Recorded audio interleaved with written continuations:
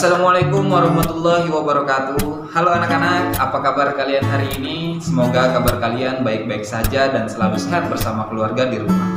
Bersama saya, Pak Adam, belajar agama menjadi lebih mudah.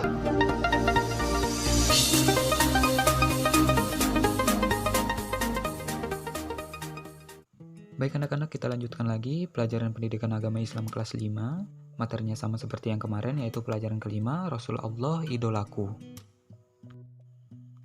Kisah teladan Nabi Ilyasa alaihissalam. Nabi Ilyasa alaihissalam adalah keponakan dari Nabi Ilyas alaihissalam. Ia juga dijadikan anak angkat dari Nabi Ilyas alaihissalam. Nabi Ilyasa telah banyak belajar dari Nabi Ilyas alaihissalam. Sebelum menjadi nabi, Nabi Ilyasa alaihissalam telah ikut berdakwah bersama Nabi Ilyas alaihissalam. Setelah Nabi Ilyas wafat, Ilyasa menggantikannya dalam mengurusi kaumnya. Allah Subhanahu wa Ta'ala menjadikannya sebagai nabi setelah Nabi Ilyas alaihissalam. Nabi Ilyasa alaihissalam melanjutkan misi Nabi Ilyas alaihissalam sampai akhirnya kaum Nabi Ilyasa kembali kepadanya. Setelah Nabi Ilyas alaihissalam wafat, Bani Israel kembali kepada kekufuran. Nabi Ilyasa alaihissalam mengingatkan kepada kaum Bani Israel bahwa kekufuran akan membuat Allah murka dan mendatangkan azab Allah Subhanahu wa Ta'ala. Akhirnya, Allah menurunkan bencana kekeringan yang luar biasa yang melebihi azab sebelumnya. Azab Allah itu pun menyadarkan kaum Bani Israel. Mereka kembali bertaubat dan taat kembali kepada Allah. Allah pun menerima taubat mereka, kemudian menurunkan rahmatnya kepada kaum Bani Israel.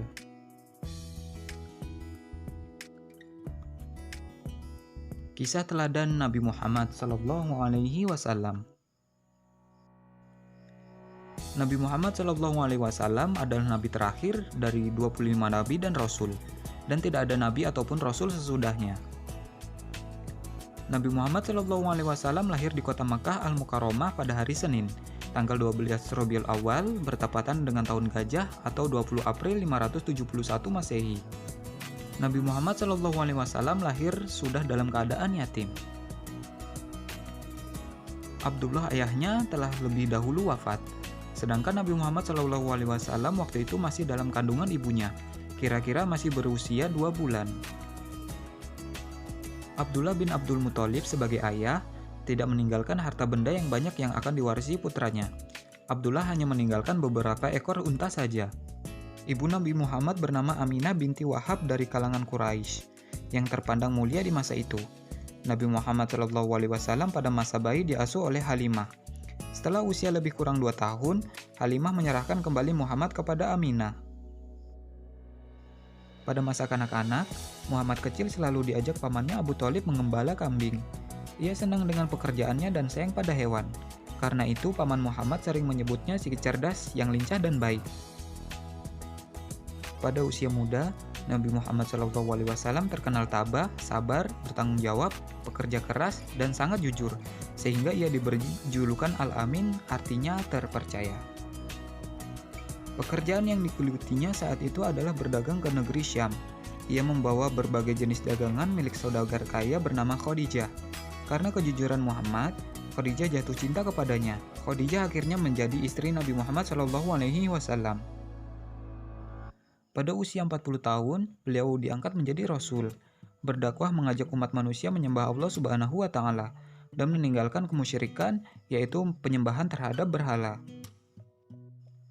Nabi Muhammad SAW mempunyai kebiasaan berkhalwat, yaitu mengasingkan diri dari keramaian manusia, merenung, mendekatkan diri kepada Allah Subhanahu wa Ta'ala. Tempat yang digunakannya adalah di Gua Hira, kurang lebih 5 km dari arah timur kota Makkah. Beliau lakukan ini pada setiap bulan Ramadan tiba. Pada hari ke-17 dari bulan Ramadan saat itu, Nabi Muhammad SAW mengalami peristiwa yang sangat menakjubkan. Beliau menceritakan peristiwa itu.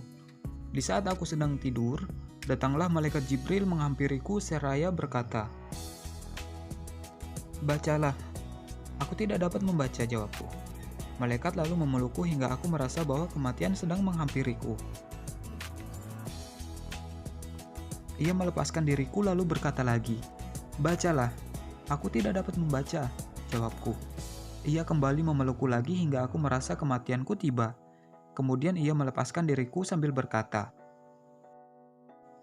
aku lalu mengucapkan kata-kata yang diturunkan malaikat Jibril itu, hafal seolah-olah tertulis dalam hatiku. Itulah wahyu pertama yang turun kepada Nabi Muhammad SAW, yaitu surat Al-Alaq ayat 1-5. Dalam menyiarkan agama Allah Subhanahu wa taala, Nabi Muhammad SAW tidak pernah takut sekalipun berhadapan dengan berbagai rintangan. Dakwahnya sering dihadang bahkan diancam akan dibunuh. Abu Jahal adalah orang yang paling membencinya. Suatu ketika, Nabi Muhammad SAW sedang beribadah. Lantas Abu Jahal dan komplotannya datang sengaja mengotorinya dengan najis. Namun Nabi Muhammad SAW hanya berdoa kepada Allah Subhanahu wa taala, "Ya Tuhan, kepada Engkau aku menyerahkan kaum Quraisy." Doa ini dibaca berulang-ulang. Nabi Muhammad selain terkenal jujur dan pemaaf, juga peduli dan mencintai anak yatim. Nabi pernah bersabda, "Barang siapa yang merawat dan mengasuh anak yatim dengan sebaik-baiknya, kelak mereka akan masuk surga dan tempatnya berdekatan dengan Nabi." Hal ini diisyaratkan Nabi dengan jari telunjuk dengan jari tengahnya yang berdekatan dan tidak terhalang apapun. Begitulah cinta Nabi Muhammad SAW kepada umatnya, terutama kepada anak yatim. Rasul terakhir adalah Nabi Muhammad SAW. Dialah Nabi dan Rasul penutup. Tidak ada Nabi ataupun Rasul setelahnya. Karena Nabi Muhammad SAW sebagai penutup para Nabi, maka sering disebut dengan Khatamul Anbiya, artinya penutup atau penghabisan para Nabi dan Rasul. Salah satu mukjizat Nabi Muhammad SAW adalah Al-Quran yang akan kita jadikan pedoman hingga akhir zaman.